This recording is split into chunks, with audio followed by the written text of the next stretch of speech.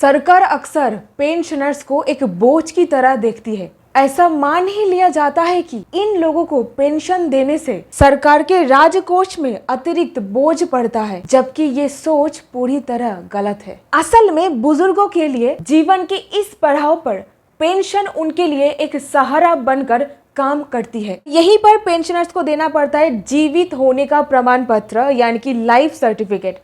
ये बेहद ही अहम चीज होता है और इस चीज से जुड़ी हुई सबसे लैंडमार्क जजमेंट में से एक है नागाभूषण राव जी के जजमेंट, जो बहुत ही इंपॉर्टेंट है। हर एक पेंशनर्स को वहां से बहुत ज्यादा रिलीफ दिया जा रहा है ऑनरेबल हाई कोर्ट के द्वारा।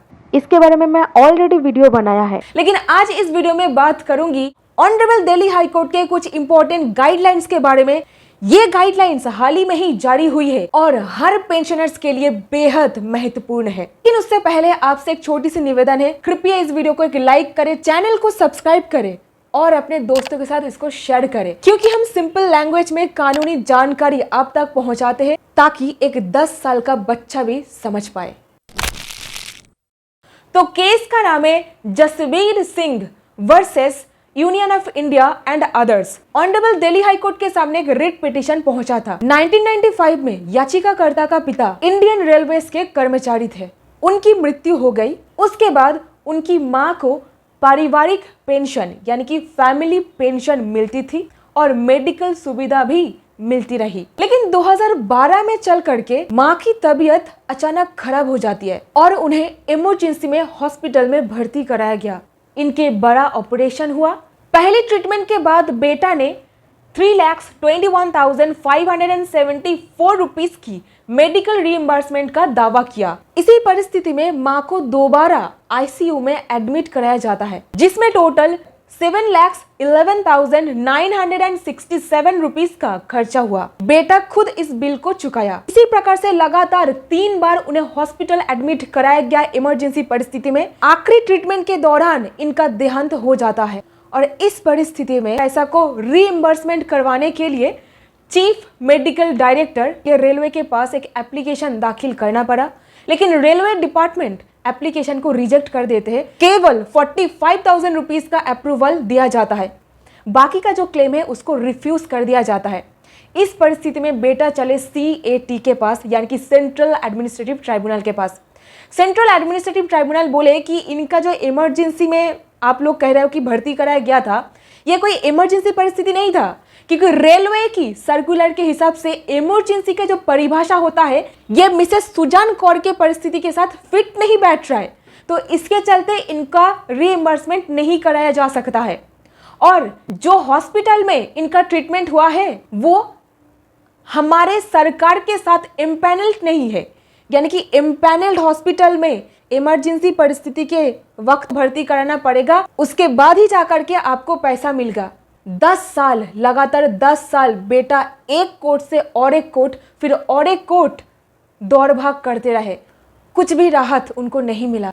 बेटा एक रिट याचिका दिल्ली हाई कोर्ट में दाखिल कर देते हैं। ऑनरेबल दिल्ली हाई कोर्ट दोनों पक्ष की बात समझ करके फैसला आता है बेटा के फेवर में। इस प्रकार से एक hyper critical hyper technical approach नहीं लेना चाहिए जहां पर एक बुजुर्ग की जिंदगी का सवाल है, खास करके जहां पर आखिरी ट्रीटमेंट के दौरान उनका देहांत हो चुका है। माता श्री के गुजरने के बाद बेटा को एक दफ्तर से और एक दफ्तर, ऊपर से कोर्ट कचहरी का चक्कर लगाते लगाते 10 साल बीत चुका है। यहीं पर सबसे इंपॉर्टेंट ऑब्जर्वेशन नंबर 1, कोर्ट ने माना कि मां की कंडीशन काफी गंभीर थी और इनका ट्रीटमेंट इमरजेंसी में जरूरी था। जब पहली बार ट्रीटमेंट को इमरजेंसी माना गया तो बाकी का 2 ट्रीटमेंट्स भी उसी सिचुएशन का हिस्सा माने जाने चाहिए। उनकी मां की मौत भी हॉस्पिटल में ट्रीटमेंट की दौरान हुई। इससे क्लियर हो जाता है कि कंडीशन सीरियस थी, खास करके जहां पर उम्र हो रहा था 80 साल। इनका परिस्थिति को किसी 60-70 वर्षीय आदमी के साथ कंपेयर नहीं किया जा सकता। यहीं पर कोर्ट स्पष्ट रूप में कहा कि रूल्स के पीछे छुपकर रीइंबर्समेंट रिफ्यूज नहीं कर सकते हो आप। रीइंबर्समेंट से इनकार करना गलत है। हम सभी का राइट टू लाइफ एक फंडामेंटल राइट है। Article 21 of the constitution of India, जीवन का अधिकार एक मौलिक अधिकार है।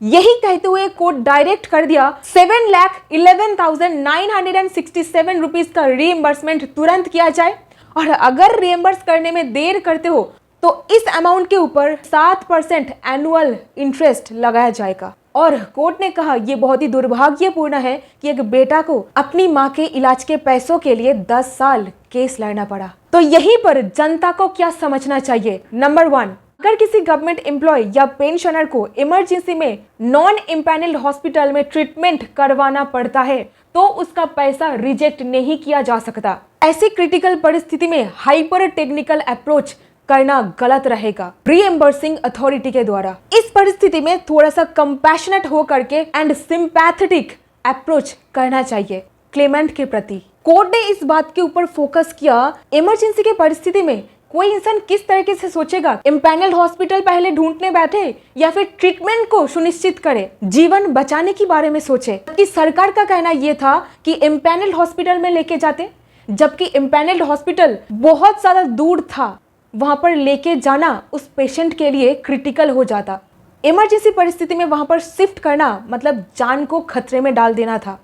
राइट टू हेल्थ ये इंटीग्रल पार्ट है राइट टू लाइफ का, और इस ऑब्लिगेशन को सुनिश्चित करना सरकार का दायित्व है। So that's it in this video. उम्मीद करते हो आपको इस वीडियो से कुछ ना कुछ वैल्यू मिला है। अगर मिला है प्लीज इसे लाइक कीजिए, चैनल को सब्सक्राइब कीजिए और इसको शेयर कीजिए।